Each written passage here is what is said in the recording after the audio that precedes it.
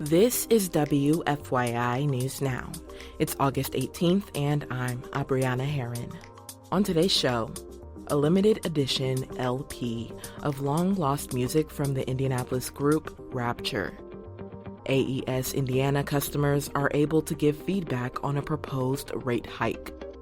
And Indiana policymakers have made elementary literacy a top priority. Hearing from all of the folks in the room, the level of almost like competitive energy we have to get this done for kids, that has just driven us. Those stories coming up, but first. The Office of Public Health and Safety appears to be reversing course on fully closing down a camp for unhoused people in Fountain Square. Zach Castle reports existing camp residents can remain until housing becomes available.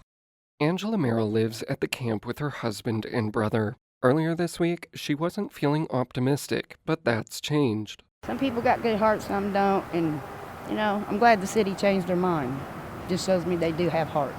The Indianapolis Office of Public Health and Safety said last month they would close the camp Monday, but Director Andrew Merkley said the plan was modified. We don't want to move individuals into other neighborhoods or other parts of the Fountain Square neighborhood, but we want to act with compassion and with urgency. Camp residents told WFYI that the city has communicated this week and is working to put them in housing. People who did not live at the camp are not allowed to move in. I'm Zach Castle. The city said the safety concerns that led to the closure also have been mitigated. Long-lost music from the Indianapolis group Rapture, which thrived in the local 1970s funk scene, is available for the first time as a limited edition vinyl LP. Rodney Stepp was raised in the historic Flanner House neighborhood.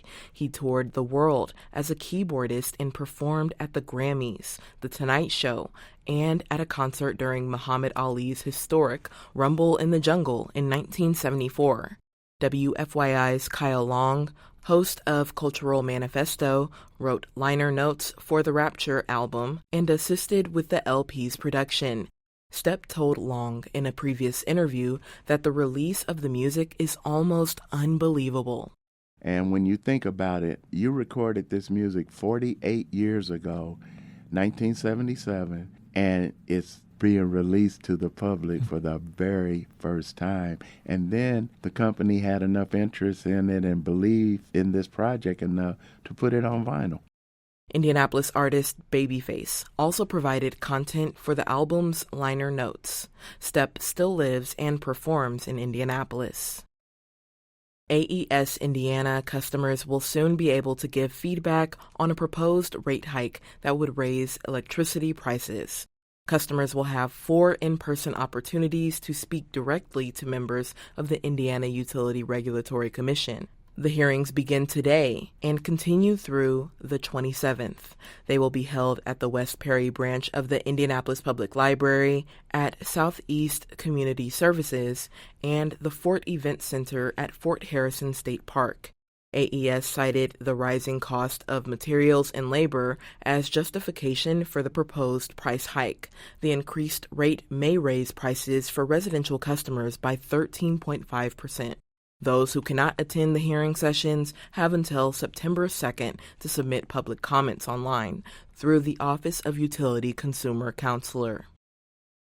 And for our final story today, Indiana policymakers have made elementary literacy a top priority, investing in educator training and evidence-based teaching.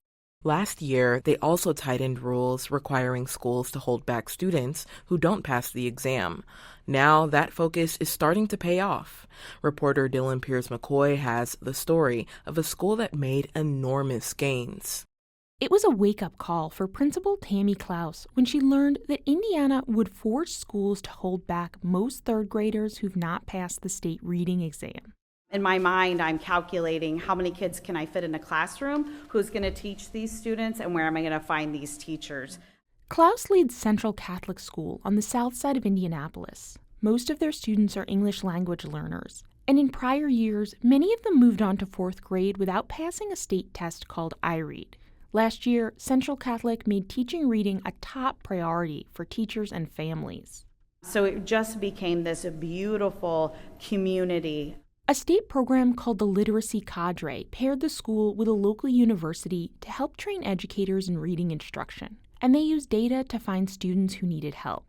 That work paid off. Passing rates at the school more than doubled, and over 95% of third graders passed the exam last school year. Indiana Secretary of Education Katie Jenner celebrated Central Catholic and other schools with dramatic gains at a meeting of the Indiana State Board of Education this week. Hearing from all of the folks in the room, the level of almost like competitive energy we have to get this done for kids, that has just driven us. Statewide, more than 87% of students passed the reading test this year.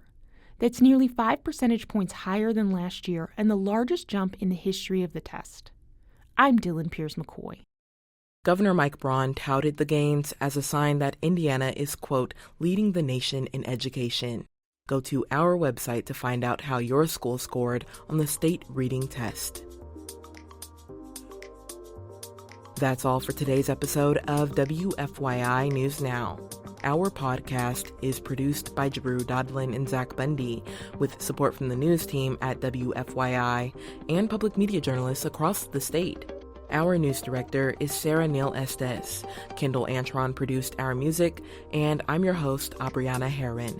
If you liked today's episode, remember to subscribe and share, and follow WFYI on Instagram, TikTok, Facebook, and YouTube to check in on our newsroom throughout the day.